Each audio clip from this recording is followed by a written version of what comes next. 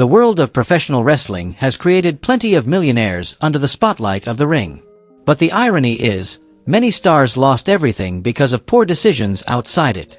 From reckless investments and excessive luxury spending to blindly trusting guaranteed money-making schemes, they turned their massive fortunes into mountains of debt. In today's video, Wrestling Sphere takes a closer look at wrestlers who went broke in the dumbest ways imaginable. Abdullah the Butcher, the price of madness in the ring. When it comes to the most infamous names in hardcore wrestling, Abdullah the Butcher instantly comes to mind. He was inducted into the WWE Hall of Fame in 2011, a controversial move since even at his peak, he never held many major titles or reached the mainstream fame of other legends. What made Lawrence Shreve, his real name, stand out was his brutal, bloody, and unhinged style, earning him the nickname, the Madman from Sudan. Abdullah debuted all the way back in 1958, when wrestling was still in its early entertainment phase. He quickly left a mark with violent performances, where blood wasn't a rare shock, it was a constant presence. The scars carved into his forehead weren't just wounds anymore. Over time, they turned into deep trenches, the result of excessive blading, cutting himself open to shock the audience. For him, blood wasn't just a prop. It was a weapon for building his persona. But that very obsession became the biggest reason for his downfall in real life. In 2014, Canadian wrestler Hannibal Devon Nicholson sued Abdullah after contracting hepatitis C. During a previous match, Abdullah had used an infected razor blade to cut Nicholson's forehead, without consent. Nicholson actually contracted the disease and took the matter to court.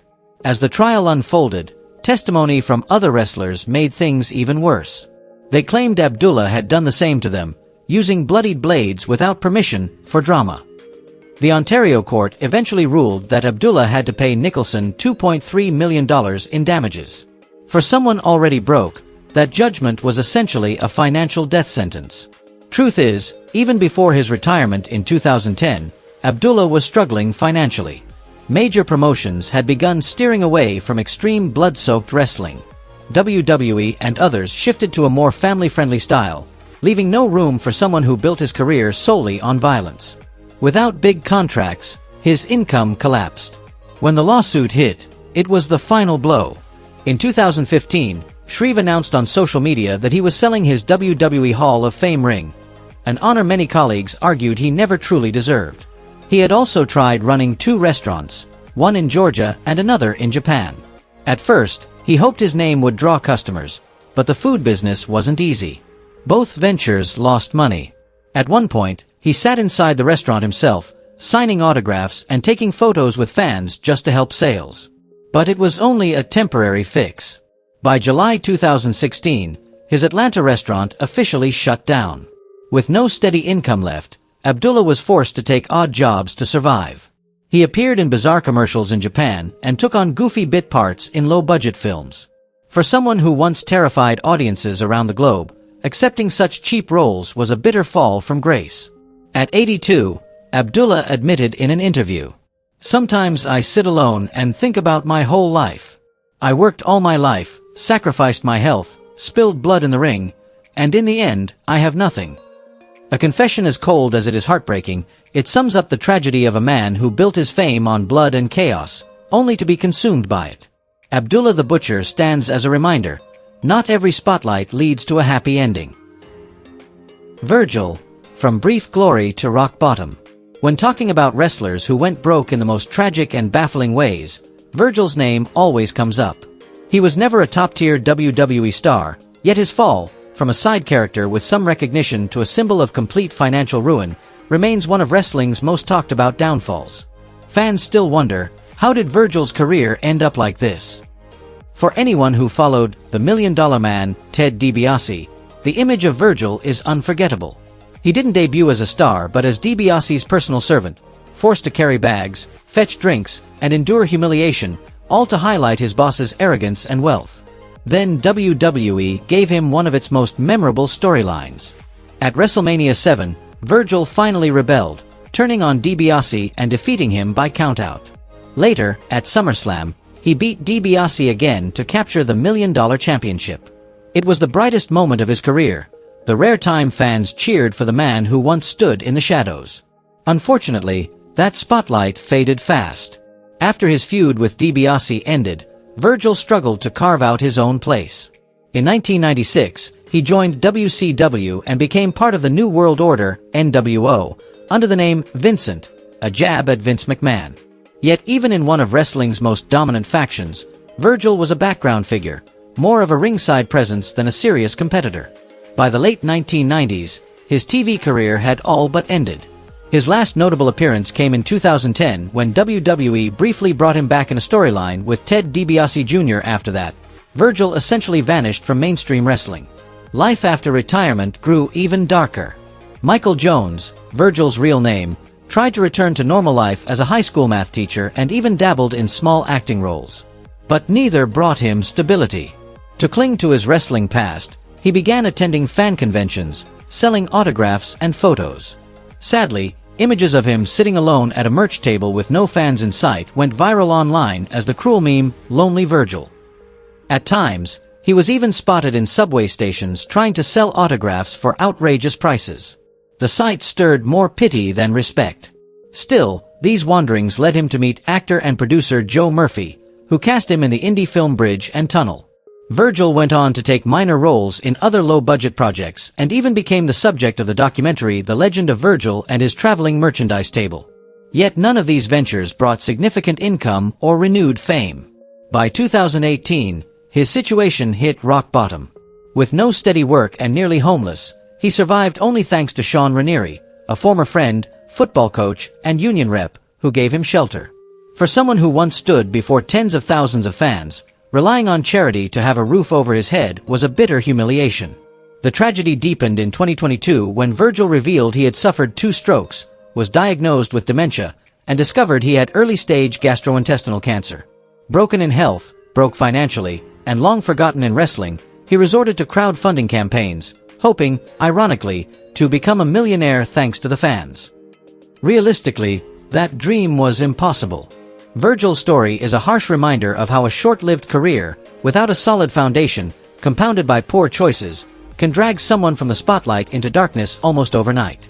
From his brief triumph at WrestleMania to his lonely decline, Virgil has become less a legend and more a cautionary tale, a somber chapter for him and for anyone who once believed WWE stardom would last forever. Jake the Snake Roberts. From childhood trauma to financial ruin. If you watched WWE in the late 80s and early 90s, you surely remember Jake the Snake Roberts. He wasn't a wrestler who collected major titles, nor was he known for constant victories inside the ring. But his presence alone was chilling. The sight of Roberts walking slowly to the ring, carrying a bag with his giant snake Damien, instantly changed the atmosphere, cold, eerie, and unsettling. He used the snake as a psychological weapon, often throwing it onto the bodies of beaten opponents. Those grotesque spectacles made Roberts one of the most unforgettable characters of WWE's golden era. Behind that haunting image, however, was a very different story, a life filled with trauma, addiction, and heartbreak. Roberts grew up in a broken family scarred by abuse. His father sexually assaulted Roberts' sister, while his stepmother preyed on him directly. The psychological wounds never healed, and as an adult, he turned to alcohol and drugs to escape his pain. That choice, however, became the double-edged sword that dragged him into chaos. In the ring, Roberts had legendary rivalries with icons like Randy Macho Man, Savage, Ricky, the Dragon Steamboat, and the Ultimate Warrior. His mastery of mind games became his trademark. Yet behind the curtain, his reality spiraled downward, public drunkenness, collapsing in locker rooms, even being found passed out in parking lots from drugs. Roberts went from feared superstar to a pitiful cautionary tale. The 1999 documentary Beyond the Mat exposed his harsh reality. Instead of a respected legend, fans saw a frail addict surviving in cheap motels. Things hit rock bottom in 2004 when he neglected Damien, his beloved snake, so badly that it starved to death while he drowned himself in alcohol and drugs. With his money gone, Roberts drifted across small independent promotions, wrestling for meager paychecks just to feed his addictions. It became a vicious cycle. Eventually, WWE stepped in, funding a 14-week rehab program in 2007. But the progress was short-lived. Roberts relapsed not long after. The real turning point came in 2012. His wife had left, unable to cope with life beside an addict, and Roberts was nearly homeless. That's when Diamond Dallas Page, DDP, a longtime friend and fellow wrestler, extended a lifeline. DDP took Roberts into his home, putting him on a strict training and lifestyle program. At that point, Roberts was obese, weak, and unable to walk more than a few steps without gasping for air. With DDP's guidance and financial help from fans, Roberts underwent several critical surgeries, regained mobility, and slowly rebuilt his life. Over time, he overcame addiction, lost weight, and re-emerged as a clear-minded version of himself. His transformation shocked the wrestling world. In 2014, Roberts was inducted into the WWE Hall of Fame, a tearful moment that symbolized his rebirth after years of despair. Today, Roberts still struggles with lingering health issues caused by decades of abuse, chronic pain, unpaid medical bills, and the threat of recurring illness. But he has chosen a new path, mentoring younger talent and urging them to stay away from the traps of drugs and alcohol.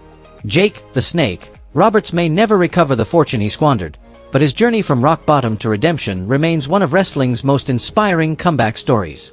It proves that even when the spotlight fades and the money runs out, there is always a chance to rebuild, if you have resilience, and if someone is willing to reach out a helping hand. Ric Flair, from the legendary Nature Boy to the days of going broke. Ric Flair, a name that rings out as a symbol of luxury, flamboyance, and swagger. For decades, he stepped into arenas in tailored suits, arriving in limousines, flashing diamond rings, and shouting his trademark catchphrase that sent crowds into a frenzy. That image became so ingrained in fans' minds that seeing Flair on the list of wrestlers who went bankrupt feels like a cruel paradox. A man who once lived and performed as if the world belonged to him ultimately fell into financial ruin. Life has a way of mocking even its brightest stars. By the late 70s and early 80s, Ric Flair had cemented his place in professional wrestling. He wasn't just a wrestler, he was a showman. Flair could fire up the crowd with technical precision in the ring, but what set him apart was his ability to embody the Nature Boy persona. A man who lived like royalty, spent money like water, and never bowed to anyone. During his prime, Flair clashed with some of the biggest names in wrestling history: Hulk Hogan, Randy Savage, Mick Foley, Triple H, even pulling Vince McMahon himself into storylines. Wherever Ric Flair went, drama followed. Glory was never in short supply. Flair held the World Championship 16 times, a number that commanded respect across the industry. He became the first WCW Triple Crown winner, was repeatedly named Wrestler of the Year, and is among the rare few to be inducted into the WWE Hall of Fame twice. Fans remember him not only for his titles, but because he brought unmatched flair and extravagance to sports entertainment. So how did a legend like this end up broke? The answer lies in a string of poor personal decisions that snowballed into financial disaster. Flair was notorious for his love life, and his multiple marriages drained him. His first marriage in 1971 lasted over a decade and produced 2 children, but ended after 12 years with a costly divorce. That same year he remarried, had 2 more children, and stayed in that relationship for 23 years, only for it to end in another expensive split. Most people would have stopped after 2 failed marriages, but not Flair. He married a 3rd time, then a 4th, and finally a 5th in 2018. Each breakup came with hefty settlements and child support payments, steadily eating away at what once seemed like endless wealth. To make matters worse, his 5th marriage nearly collapsed as well when the couple separated in early 2022, though they later reconciled. The financial damage from the past, however, never disappeared. Beyond his troubled relationships, Flair was constantly entangled in legal troubles. From assault and disorderly conduct to reckless driving, controversies seemed endless. Shockingly, by the year 2000, he had reportedly accumulated 143 traffic tickets. For a public figure, the number was jaw-dropping and a clear sign of a reckless lifestyle. By 2008, after years of mismanagement, Ric Flair officially declared bankruptcy. It was revealed that for much of his career, he had failed to properly handle taxes, leaving him owing hundreds of thousands of dollars to the state of North Carolina. A man once draped in expensive suits and gold watches now stood powerless before the IRS. Things didn't stop there. In 2010, as Flair tried to restart his career with TNA, new financial troubles surfaced. Ring of Honor sued him for over $40,000, claiming he violated contracts by missing scheduled events. Worse still, High Spots Incorporated exposed that Flair had pawned his NWA World Championship belt, the very symbol of his career, as collateral for a loan. For fans, it felt like a dagger to the heart, a legend reduced to using his most prized accolade as a bargaining chip. By 2011, High Spots Incorporated even sought a warrant for his arrest for failing to honor a settlement, threatening him with 90 days in jail. He eventually managed to pay his debts and avoid prison, but the once untouchable image of the wealthy nature boy was left in shambles. Ric Flair's story became the ultimate cautionary tale of wastefulness and reckless choices. Inside the ring, he could control a match and captivate thousands. Outside of it, he let indulgence and fleeting pleasures destroy his empire. And yet, life offered him another chance. In recent years, Flair began learning how to rebuild and manage his finances. He launched an official merchandise site, partnered with companies for stable income, and in 2021 signed a deal with a comic book publisher to release a series based on his persona. Despite delays due to personal controversies, the comics were eventually published. Flair also teamed up with Mike Tyson and other businesses to launch a chain of virtual restaurants, roll out his own cannabis brand, and even develop a mushroom-infused energy drink, a surprising but timely move in line with modern trends. While he may never fully recover the fortune he squandered, Flair has found stability, maintaining some of his glamorous image without repeating past mistakes. Looking back, Ric Flair is more than a wrestling legend. He's proof of how thin the line is between glory and downfall. From roaring crowds and championship gold to debt and disgrace, he's lived through every extreme. In the ring, the Nature Boy seemed immortal. In life, Ric Flair stands as a reminder that the spotlight fades, but financial recklessness can last forever. Marty Jandy, from rocker's glory to the shadows of bankruptcy. If you grew up in the 80s or 90s, the name Marty Jandy is probably etched into your childhood memories of WWE. He was one half of the legendary tag team The Rockers, alongside Shawn Michaels, who would later become the iconic Heartbreak Kid. At their peak, the Rockers lit up nearly every major event, celebrated for their high-flying moves, lightning speed, and flawless chemistry. Long before modern duos like the Usos or the New Day, the Rockers were the very symbol of explosive tag team wrestling.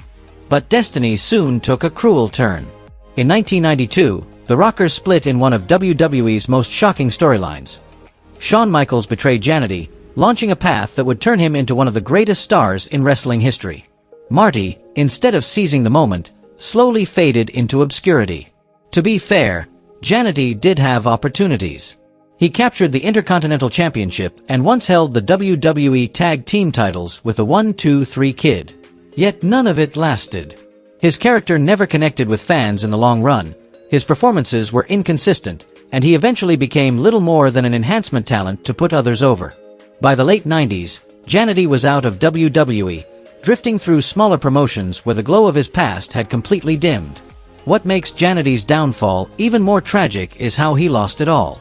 Many blame his reckless lifestyle, wild partying, poor choices, and bad habits that eroded both his health and reputation. While Shawn Michaels turned his life around and rose to legendary status, Marty spiraled in the opposite direction. Worse still, his name became tied to one of WWE's costliest lawsuits. During a live event, Jandy performed the rocker dropper carelessly, leaving rookie wrestler Chuck Austin, who had only trained for 6 weeks, paralyzed for life. WWE was ordered to pay Austin's family $26.7 million, and from that point on, the company completely distanced itself from Marty, treating him as an unforgivable liability.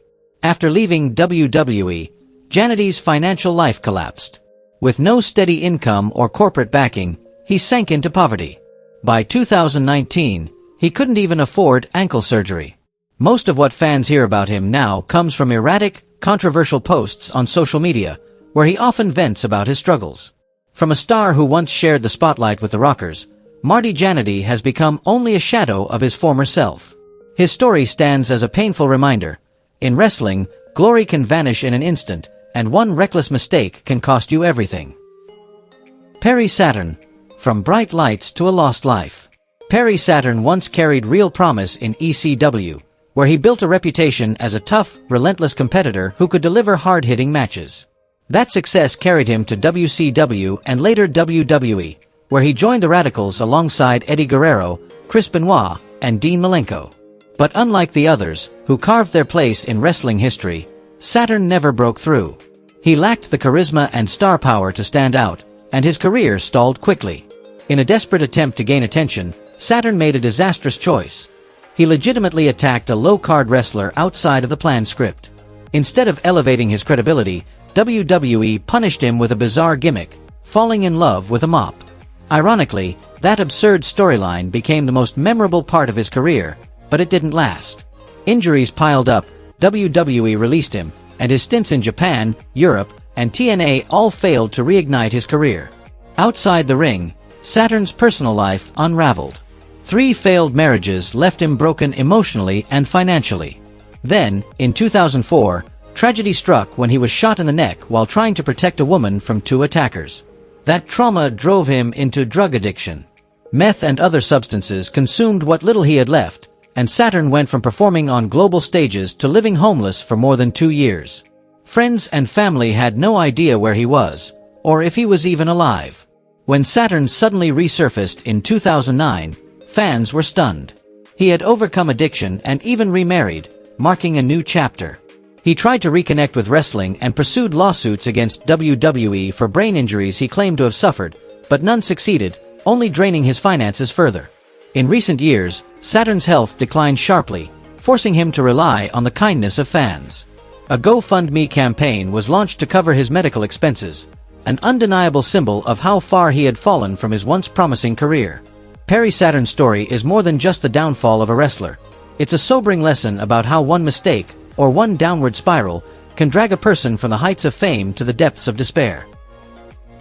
Bam Bigelow. When the ring isn't like the business world.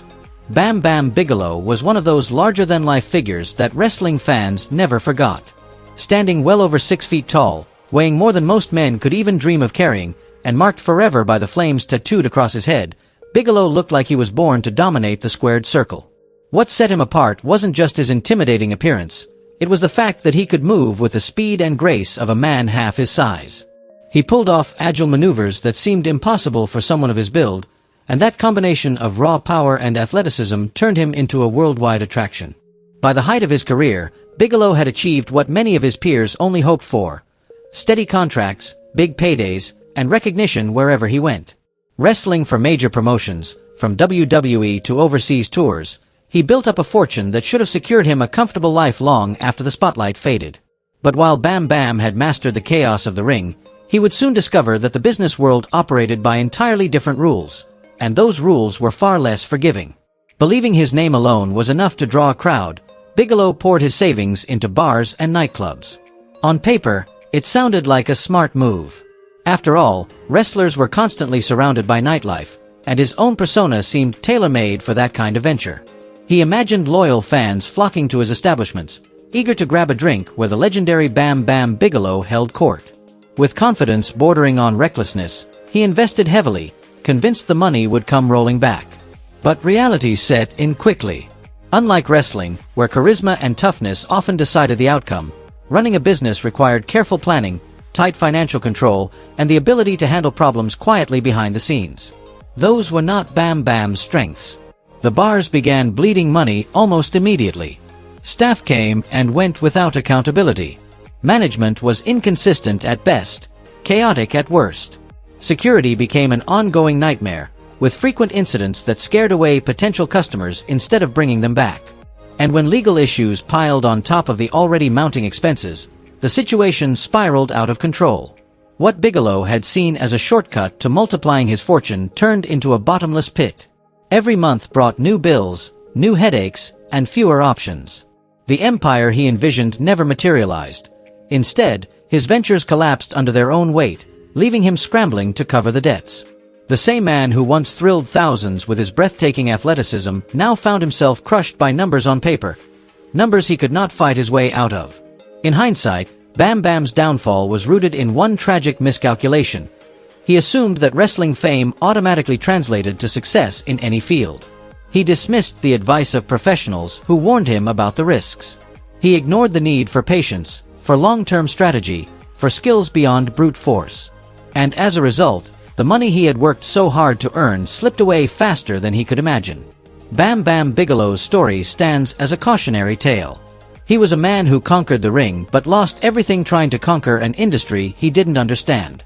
For fans, his legacy inside wrestling remains untarnished, But outside of it, his financial collapse is remembered as one of the most painful examples of how quickly fortune can vanish when fame is mistaken for a business plan.